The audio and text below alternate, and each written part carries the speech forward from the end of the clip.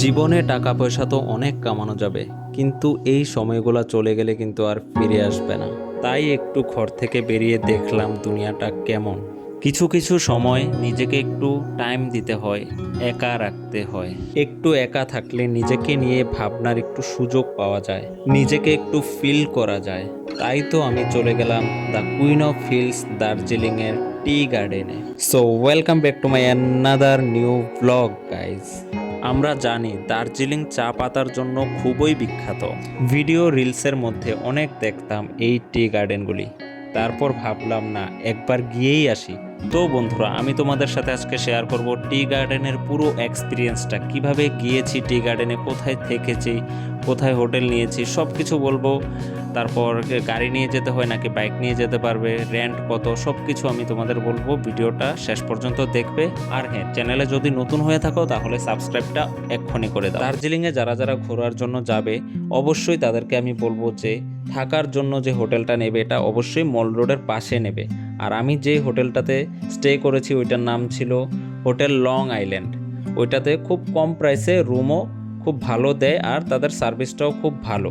আর সবচেয়ে মজার জিনিসটা হলো হোটেলটা একটু উঁচু জায়গায়, যার জন্য এই হোটেলের রুফটপে উঠলে তুমি পুরো দার্জিলিংয়ের ভিউটা দেখতে পারবে। তারপর তোমরা যদি বিভিন্ন সাইট সিইংগুলো ঘুরতে যাও তাহলে তোমরা কার বুক করতে হবে।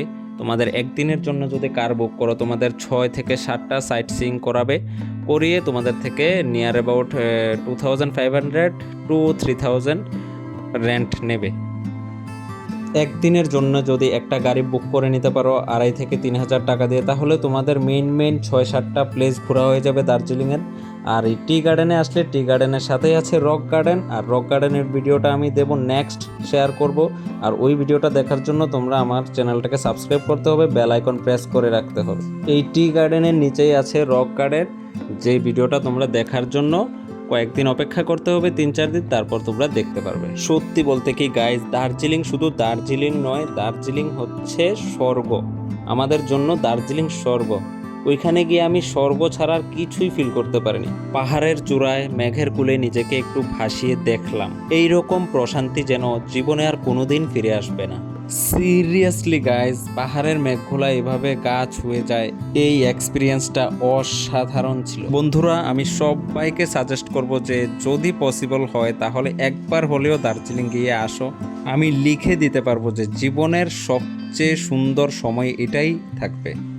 সো গাইজ, ভিডিওটা তোমাদের কাছে কেমন লেগেছে অবশ্যই কমেন্টে জানাবে। আর যদি ভিডিওটা ভালো লাগে তাহলে like, comment, share and subscribe করে দেবে, আর সাথে থাকা বেল আইকনটাকে প্রেস করে দেবে, কারণ তোমাদের দেওয়া এক একটা সাবস্ক্রাইব কিন্তু আমাকে অনেক ইন্সপায়ার করে।